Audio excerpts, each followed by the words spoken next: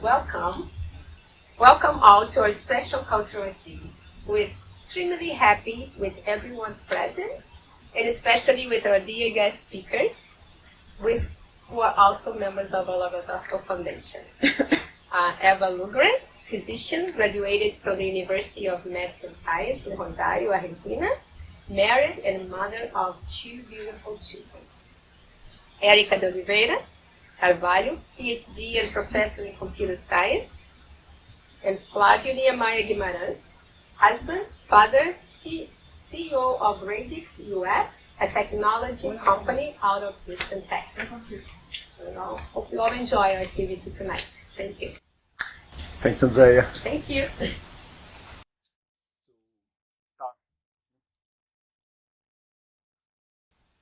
So, welcome, and thanks for watching us and investing some time to learn a bit more about logosophy and this kind of education that brings good impact to the ones that would like to become a better human being, and also to bring a positive impact to the world.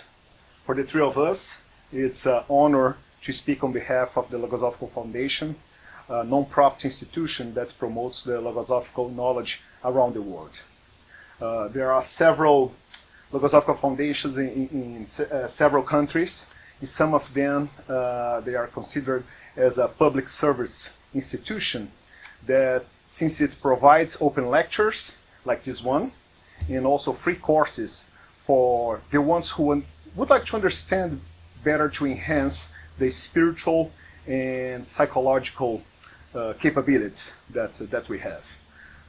It's very important to stress that the Logosophical Foundation has no political or religious liaisons, and it's a completely independent institution funded by its fellow members. Also, besides the foundations, there are also the Logosophical schools, mainly in South America, where the children start to learn from the early ages more about their inner self and how to cultivate values, build respect, and reinforce friendship, something really important for their lives.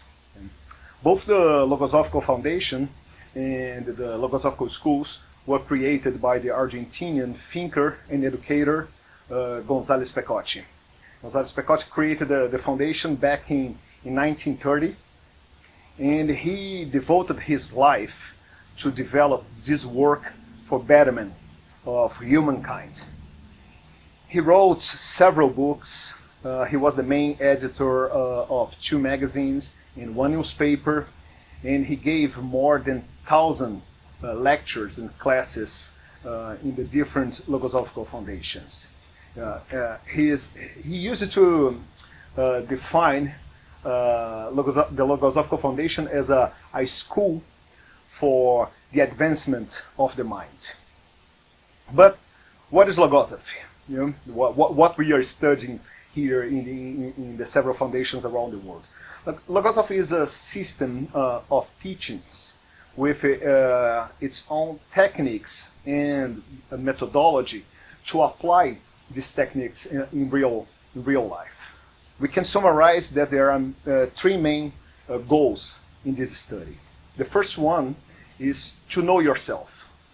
And to know yourself is to get the knowledge of oneself. It's related to the psychological and the spiritual structure in our inner world. We are here talking about the mind, the intelligence, the thoughts, the feelings, the sensitivity, the energies that we have inside ourselves, and even the soul and the spirit, in order to understand all these different parts of this mechanism. The second goal is to get to know the metaphysical and mental worlds. The world of thoughts, of ideas, of mental images, and we could say that's also a word for the causes and origin of the things that we see in this physical world here. This physical world is also known as the world of consequences. So, for example, everything created by man existed first in this mental world. And then it can materialize in this physical world. So we strive here in order to understand these mechanisms, to understand the relationships and how these rules apply to our lives. And last but not least, the knowledge of God. And when I say knowledge of God, it's not a matter of believing in a divine entity, but to be closer to this superior intelligence that generated all the intelligent process in the universe. All the universal laws and everything that happens in the creation. And this gets closer to their acquiring cognitions, and it's called in logosophy the development of a process of conscious evolution, a process to evolve the conscience with cognitions, with concepts, with values that we are going to use every day. For logosophy, the moral problems that we face today in several societies, the solution for this problem will not be found externally, coming from the crowds or from external driving forces. The solution will be in our inner selves. We should, every human being should seek to be a better one and then bring this positive impact to society. And since I work with technology, I really like to read about it.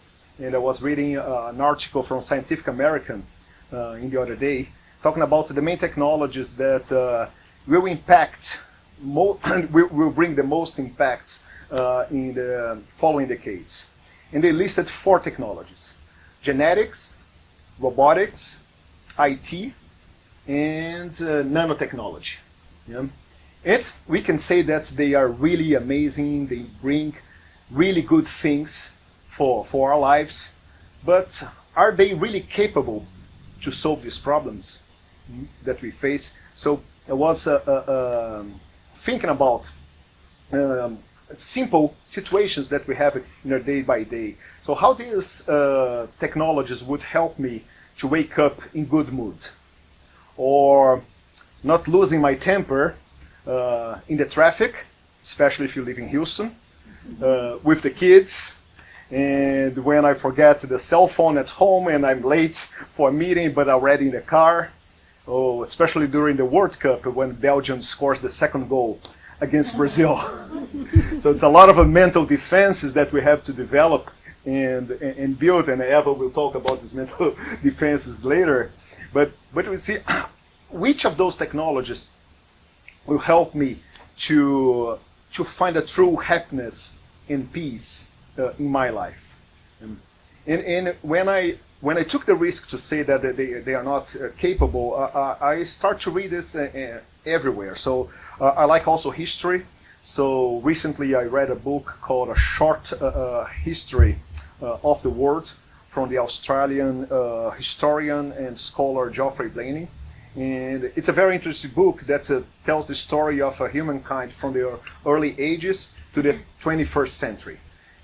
But in the end, in the conclusion, Mr. Blaney, he says that although there were several achievements of science and technology, they were shallow. They were not enough, because they were not capable to deal with human behavior. So it was easier to control diseases than change a human behavior, and that is the cause of all the conflicts and wars that we face today in the world. And also, I also met this concept in academia and with even very famous business school professors like Professor Peter Drucker. He gave an interview in the beginning of the 21st century about all the possibilities and options that we have today to decide our destiny. But he states that there is no choice will be good if we do not know who we are. And he concludes that, at least today, we are not prepared to face this challenge, because this is it's not a technological change, it's a change in the human condition.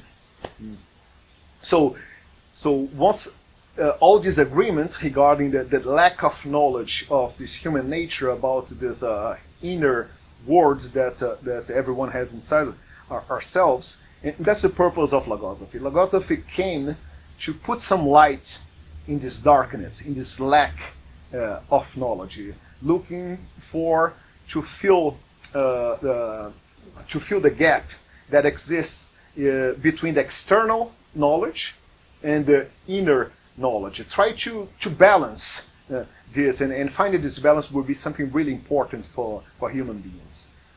But as I said, so Logosophy is a very experimental, very practical ways to apply those cognitions in life. So I would like to welcome Erica to bring some experience that Erica studies Logosophy for a while. So what kind of experiences and challenges that you have been facing that Logosophy has been supporting your education about these so important matters? Thank you, Flavio. Good evening, everybody. As Flavio said, my name is Erica. It's a really common name in Brazil. You want to know? But it's not exactly about my name I want to talk about it. I want to talk about my surname. My surname. De Oliveira Carvalho. What's to say? De Oliveira, the mother's family, and the Carvalho, the father's family. But what I want to talk about these names? Because the Oliveira is my mother's family. I inherit lots of values from that. And from the Carvalho, my father's family, I also inherit lots of values from them. It's not important, these values. I think it's so important. I can remember lots of values that I inherit from the both of families. But now I want to talk about it, more important values. The values from an inherit from the Logosophy family. Some kind of values that neither the Oliveiras and neither the Carvalhos help me to bring to my heritage. Have you heard about it, the sensitive qualities? What it means, sensitive qualities? I will give you an example by an experience that I lived in my workplace. I'm a teacher, and as you know, all the teachers give the same subjects all the semesters, doesn't it? The same subject, the students change it, but the subject is the same. The classes are the same. So what happens if I can't see the good where the good really is? My work can fall into the routine. Day by day, I cannot feel happiness with my work if I fall into the routine. So, into Logosophy, I learn how to practice the sensitive qualities. That's to say, where is really important in my work. The other day, at the end of a Friday, the last class of the week, I saw one of my students going by, 18 years old more or less. In that moment, I thought that the students never will remember this class again. In that tired state, I will start to think maybe my work doesn't matter. And in that state, I started to think about maybe stop my job. But after 5 minutes, I remember one teaching from Logosophy really important about the knowledge. Knowledge prolongs life. To know is to live a reality that ignorance prevents enjoy. Even if that student doesn't remember that class, the knowledge will be in her mind. Want to think of this? And if I could teach that class, is because other one teach me one day. So what happened in that time? I was one thought in my mind, don't you think? And I could change for a better one. Because what? Because I really affection of my work. So the feelings are other important thing that I need to cultivate to be conscious about our inner world. What Logosophy thinks about thought we will see in some minutes. Another change of concept through sensitive quality, which influence all the relationships, is about the human family concept. Have you ever think about it? The human concept, human family concept. What is this? As you know, what is the highest degree of kinship considered by the law? Someone can tell me? Fifth. The fifth. What to say? Our cousins by the law is almost the fifth degree. Imagine this family tree. After the fifth degree, the cousins stop? It's like that? I don't think so. I think the cousins continue until Europe, until Australia, until Brazil. But what this means? When I go to my work, all my colleagues are part of this big family, don't you think? Because the cousins continue. So if I know that each human being are part of my big family, the respect inspired me to be more tolerant and more patient. Imagine you, only one concept changes my all relationships in my workplace. Don't you think it's really interesting? Don't you think it's a sensitive quality to see the good where really it is? Don't you think all we are the big family, the cousins never stop? But all these internal changes, the thoughts, concern the change of inner concepts and thoughts. What Logosophy say about thoughts? It affirms that they are psychological entities injured in the human body, where they develop and in addition acquire a life of their own. But what's the relation between thoughts and body? It's easy to see, because remember that experience. I was tired after a day, after lots of classes. When I changed my mind, whoa, my work is really important. My body was more enthusiastic. Even my body was more enthusiastic because my thoughts changed. And if I know how to whistle, maybe I'd go home whistling. How many I changed my thoughts. When I study Logosophy, it becomes more and more clear how the thoughts, feelings, concepts, and even prejudice acts in our inner world. All these influences our future. That is why it is important to know each one of these entities, so that our will works freely. The internal world, the inner world. Have you ever seen something in your inner world? Have you ever seen something in your internal world? What Logosophy says about it? To know the reality of the internal world, with its imponderable elements, which form individual psychology, is to bring this reality into the realm of self-will.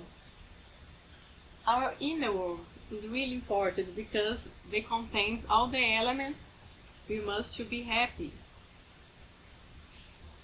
So we must know all the internal elements, the thoughts, the concepts, even the positive and even the negative. In this way, we can start to getting to know our inner world. Now, I will come back to one experience I had some time ago. Maybe you will identify with this experience. I will tell you the experience, and I ask you to imagine what the value of the important elements I haven't in that time. Okay? Are you prepared for the exercise? Yes. Let's start. That happened first time I was invited to attend a meeting in my profession. But in that meeting, the people there was a higher rank than mine. Again in my workplace. Suddenly terrible thoughts against the thoughts began to appear like that. You shouldn't be present in this meeting, only the direction should participate in it. But it was a shy thought tried to prevail. But we received the invitation to the meeting. then you must be here. We will win this fight. So my insecurity made me imagine situations, imagining other people talking or thinking something bad about me. As a result, I didn't appreciate this meeting as it should be. I was really upset for staying at that state at a simple meeting, and I began to feel a bit of bitterness about some of the participants in the meeting. In my imagination, do you know, the thoughts negatively made me imagine the people blamed the psychological characteristics of those persons for my precarious internal state. I even thought of giving up that job forever and thinking that I had no aptitude for that. Do you know, I stayed in that state for 2 long days. And after that, when the negative thoughts came to that point, I finally remember how much I like to teach. And I need to find a way around that situations. And in that moment, when my densest mind met, I found the missing elements in my inner world. What is the missing elements? Someone here can tell me? I think it could be the value of confidence. You're right, Eva. 10 points. 10 points. Exactly, this value missed me that time. That moment my densest mind met, I found the missing element. That was the self-confidence. What Logosophy says about confidence? You should strengthen your self-confidence to a high degree. The cognitions contained in my teachings provide you with the means to reach this confidence. Self-confidence creates valiant and upright individuals. It's strong, don't you think? Isn't it? The conviction of affection of my work saved my self-confidence.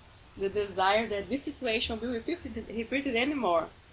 The feeling of affection for my job has brought back to my inner world the confidence in me that I should never have left.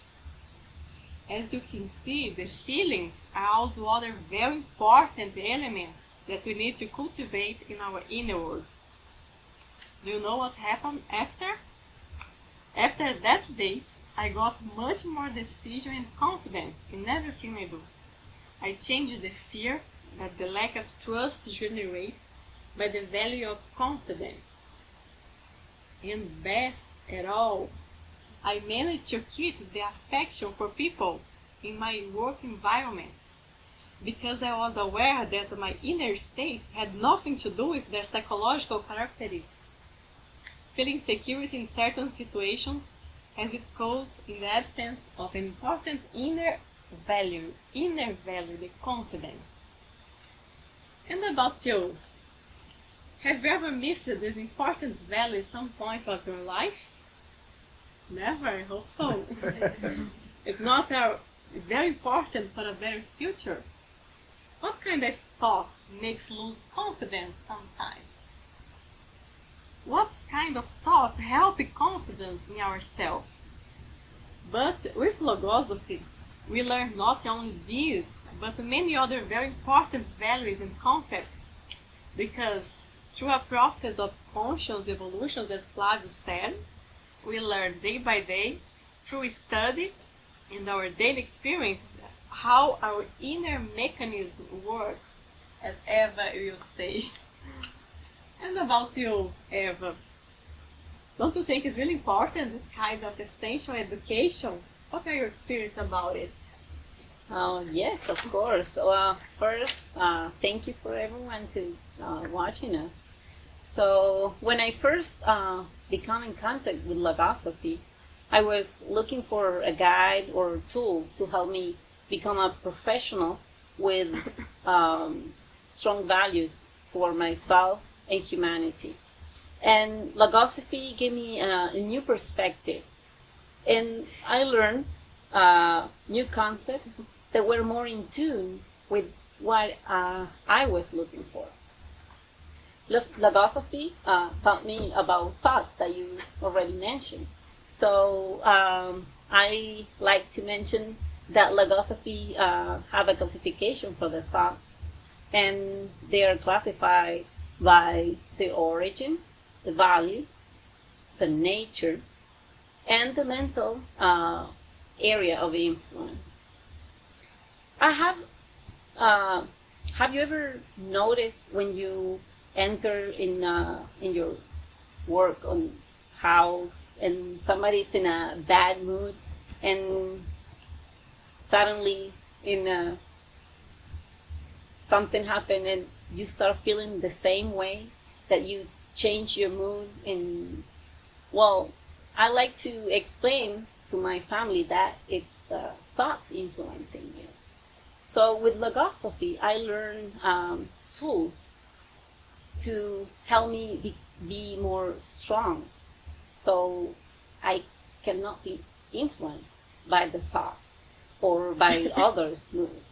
I like to explain that my mind is like a big warehouse, and before Logosophy, it was chaotic, everything everywhere, a big mess. I couldn't even walk in it. Yes. So, well, I learned after Logosophy that I can make a mental note and classify everything that is in my mind: thoughts, values, virtues, even deficiencies that I have, and organize everything. No, and after you organize, you can become more, strong. You can be stronger and have your own mental defenses. And I like to reflect with my family, and I always bring analogies and simple examples to explain how my mind works and how thoughts can influence you. So I show my family, my kids, a picture. Can you show, please? Yes. That how thoughts can block that gears that they are my mental system. How a thought can block the machine. So I asked my kids, what do you think is happening, and how can we fix it? So they said that the thoughts were blocking. So if we rewind the machine, the gears, and reflect about it, we can find what was blocking, in this case, thoughts. So we can analyze and see how can we fix it. So I asked them, well, you discovered what the problem was, you reflect, you found the thought, that what can we do now? So they said, well, now we need to build a wall so those thoughts are not coming inside again. Wow, that was impressed for kids, I say, hey, I'm learning with them too. All the time. Yes, all the time. yes. So I think reflecting, it's a very good tool to teach, the young generation. And with Logosophy, I learned that I can, first I need to learn my inner self. So I can't change anything if I don't learn first what I have, what I need to cultivate. And I need to organize everything, and after that I can apply that knowledge to my family, in my job, everywhere. So we need to build mental defenses. But how can you protect yourself from being influenced? No? Well, I can accomplish this by first learning how to become mentally stronger. No? And by starting with that, it's a start in your conscious evolution. And when I say conscious evolution, why I say conscious? Because I did it by my own desire, and not, automatically just without a process of thinking. And I like to say that that big warehouse that was in my mind, my mental system, if that building has, strong walls, that they are very, very, good to contain everything inside and not letting, the thoughts come in. Those are my mental defenses, the walls of that building. So I like to show this. This is the pile of, that is how it was inside of my mind before. So I need to clean that, organize. And I can use this and help my children. How can I prepare my children for life? Can I use logosophy and teach them, and so they can build their own mental defenses and be prepared for situations in the future? So they can have their own process and manage situations where they usually suffer or they don't know how to approach to that. So I feel very happy when somebody congratulates me about my children's behavior. First, I don't think that should be something to be, oh, they are well behaved. Oh, that should be something very common. Now, don't you think that kids are very, grateful and, yes, respectful? Mm-hmm. Well, I want to share an experience that I had with my daughter a few months ago. She was going to medical procedure.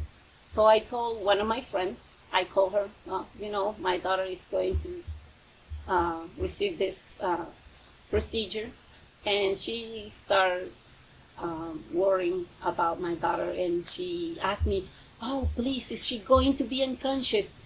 She's going to suffer a lot. Oh, poor girl. And I tried to explain her that my daughter is strong enough. She can deal with it. She's not going to suffer, and I'm going to be next to her. So it was hard to explain that because she did not understand what I was trying to explain. That I don't put thoughts of fear on my child. And next day, she did the procedure without anesthesia. They inject her ankle, and she was even smiling, and she didn't share in a tear, nothing. And how I could, accomplish this, how she could accomplish it, because I never lied to her. I never scared her, and I told her that if you collaborate, everything is going to happen even faster, because soon it's time, okay. So I'm very proud of my kids. They are teaching me every day, I think reflecting together, it's a good tool too. So we like to reflect about daily things like what happened at school, or even if we are watching something on the TV, and we analyze, and every time they surprise me with their reflections. Like I say, I think that I'm learning more from them than what I teaching them. So I think it's very important to lead by example too. We as parents, we need to show them that we are a good example, because they are going to follow us. So I always talk with patience. I told them to be grateful and try to show them that if you change your perspective, you can find a solution, for so many things that they think they were all big problem. And I think that those are very good tools that all of them I learned it from Logosophy, because it's not that I couldn't accomplish, all this without logosophy. But it was very hard to do it. It takes me long time, more effort, and now I'm calm and I can explain. I think those are very good experience to share with them. So I know, Flavio, you are a parent too. So Yeah. do you have any experience to share with us? I have a lot of experience. I have 3 children.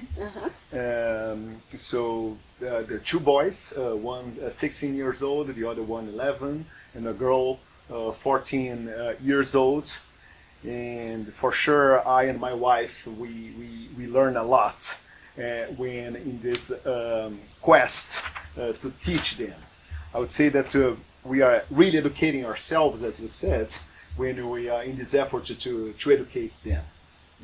And we understand that one of the most important things, especially in this age, they are teenagers, is the importance of the concepts. It's to pass to them, to convey to them the true concepts of life, like a friendship, brotherhood, gratitude, respect, confidence, love, life, existence. So these true concepts are the basis and the criteria that they are going to use to do their own decisions, because especially in this age we cannot control them. We are not together with them all the time, so they have to take their own decisions, and I would say that they must have good criteria in order to experiment happy situations in their lives. And Logosophy states that the concepts, these true concepts, are the true moral reserves of humankind. And as long as men follow those concepts and behave according to those concepts, there will be peace in the world. But as you said, speaking is really easy and talking all the time. So if we are not living examples of what we are trying to teach them, this will have the effect will be really, really small. And I have 2 experiences. You asked about experience, so I have 2 experiences that I like those experiences because they were very impactful for me, and they are very similar. And both happened with the 2 boys when they were the same age. So first one I was with Theo, the eldest. He was 5, and we were watching a commercial on the TV. It was a 4x4 truck, and then he came to me and asked, "Dad, why don't you buy this truck for us?" And then I replied, "Man, I will have to work a lot to buy one of these." And then suddenly he came back to me, "Dad, you work a lot already." Oh yes. And then I realized that I was passing the wrong concept to him about work. So the success in the work is not about the hours, but about how intelligent and how smart you are doing the things that you need to do. But this was really quick in my mind, and then I responded to him, "So you are right. So Dad should work less and smarter. More intelligent." And this, I'm really grateful for this experience, because some years later I faced some situations professionally, and so this kind of a change of concept helped me a lot in order to take the best decision for myself. Yeah. But the toughest one was with the youngest. So he was also 5.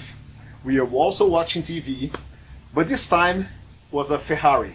Oh. Yeah. And he came to me, not asking, but saying, "Dad, I will buy one of these for me." And I said, "Great, but you're going to have to study a lot." He looked at me and asked, "Haven't you studied that much?"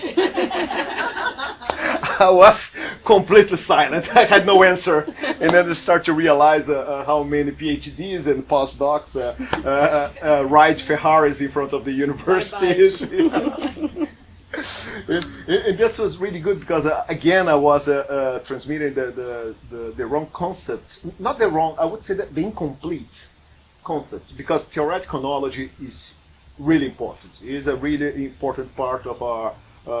We are preparing ourselves to the world, but for sure, he will need much more elements. He will need more skills, experiences, values, experimental situations that he and then I also should help him to face the situations in a successful way.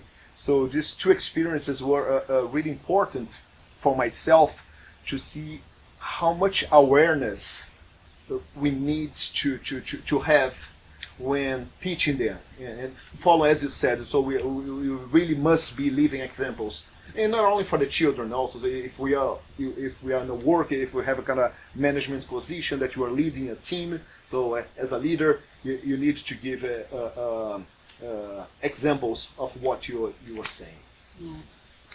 Yeah, I think that kids always surprise you and gives you more tools All the time. all the time. So, well, remember that I was talking about the mental defenses, thoughts, how your mental system works. Well, I like to say that before Logosophy, I was always tired, like carrying a big backpack, you know.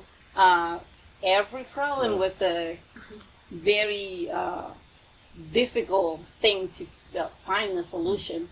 So I like to show a picture about how how I was before Logosophy.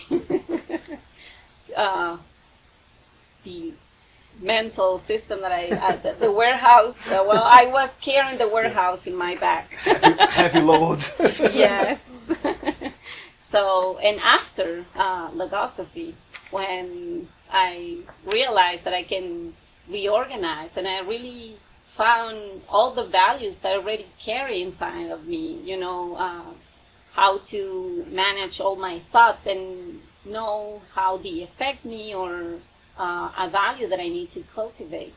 I was feeling more like the next picture with the other, you know, relax, happy, smiling. Well, I like to say that I thought Logosophy was teaching me how to become a better person and a better human being. But I realized that I can share this. It's not just for me. I can use Logosophy to teach to my family in everywhere. Even when you are walking on the street, you know, you can be an example for everyone. And I like to say that before Logosophy, I was like, I mentioned before, that warehouse, you know, the pile of Legos that I showed before, everything, you know, occupying all the space. I couldn't think clearly. All the problems that I thought that I was facing, they were so heavy for me. But after I organized my thoughts, my values, I could build, you know, a big wall. That wall represents my mental defenses, you know. So do you think that now I'm stressed all the time? That I'm get mad easily, or I couldn't find a new perspective for something? I don't think so. I think now I'm more calm, patient. I'm very grateful of my life, and I'm very happy to be here, you know, today, that we can share this knowledge. And I think that with Logosophy, we start a change inside of ourselves. We change our inner self. We learn, you know, about us. How can we change something if we don't know it first? So we start by knowing ourselves, and then apply the knowledge to you first, and to your family or your surrounding, you know.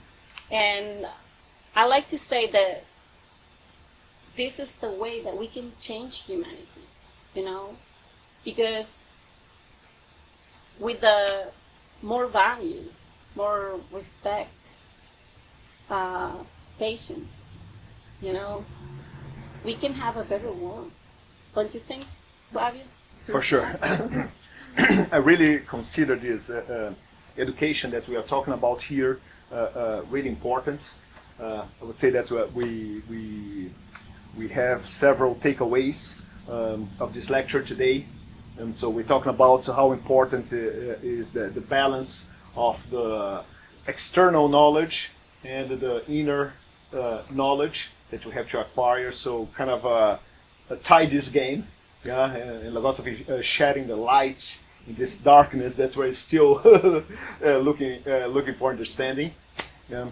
So this what Erica brought about the sensitive qualities, and I would say that's a very, very strong resource, especially when you put your sensitivity faculties to work together with your mental faculties like the intelligence. So this is a really powerful tool. Yeah? So Erica mentioned that with how one feeling is stronger than several thoughts that are trying to take your balance. Yeah, and build important values like confidence. So you're talking about the mental system and the active life of thought. So we needed to understand and be aware of these dynamics in our minds and how to organize this mental world in order to have a better, a more organized life. Yeah? And the mental defenses. The mental defenses is also key because we know that there are thoughts in our minds that are playing against us.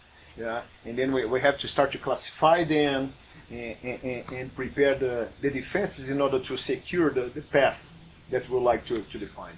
And this is about us, but when we trying to bring these values to the other one, teach our kids, and inspire the people that work together with us, we need to be a living example of what we are doing.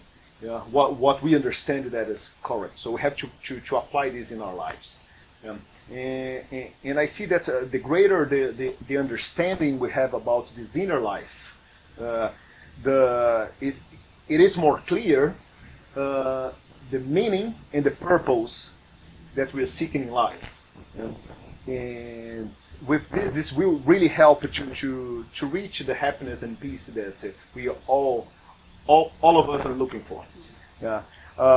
And this is, I could say by my own experience, this is really true with me, because in the other day I was asking myself, when I'm really happiness, when am I feeling this true happiness in my heart? And I concluded that I'm really happy when I fulfill my functions.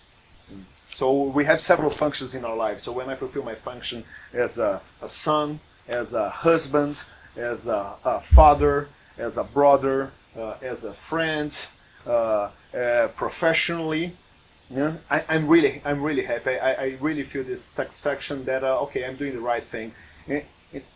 But what about a function and role as human being?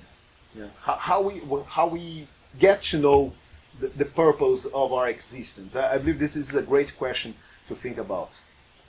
And when you mention analogies with the kids, to get to know better this mental and metaphysical world, analogies help me a lot. So I'm a technical guy, so I use all the comparison with the other sciences, and because I understand that this is a kind of a reflection what happens in these two different worlds. So an image that I like a lot is a picture from the Hubble telescope. That's a nebula in a form of DNA. And I like this picture because I have been growing and building the understanding that human beings are cells in the universe. Like if you take our body as a whole universe, so we have different tissues, we have the muscles, the skin, so different tissues with different functions. So understand that the universe has also a lot of different tissues, and human being is one of them. Yeah, And like our physical cells that have a DNA there, and in one single cell has all the information about our body, about our organism, about even our psychological behavior. So if we are indeed a cell in the universe, so that could be also a universal DNA inside ourselves, and that once we start to decipher this code, we going to start to understand all these universal mechanisms. And understanding this universal mechanism, we're gonna understand our role, the function that we have there. So I really consider what we are talking about today really essential. To educate ourselves in this kind of knowledge is really essential to become a better human being. I see that this inner life is the main axis where all the other lives that we have spin around it. And then to really become a better human being, to really bring some positive impact to the world, this effort is really important. So I'd like to end this activity with a teaching from Gonzalo Specotti that address this effort that everyone should make. So he says that man must strive to apply his best efforts and energy to seek his inner self. He will find himself in the humbleness of his heart, in the innocence of his soul, and in the purity of his spirit. And from that point on, with a clean and shining mind, he will experience the indescribable excellence of superior life. So, once again, thank you very much for watching us. If you are interested to know more about Logosophy, so this is the website, logosophy.info, so the phone number of the Logosophical Foundation here in Hollywood, in Florida, and very close to Miami, and the email to contact and get more information. So once again, thank you very much. Thank you Thank very you much. very much for watching us.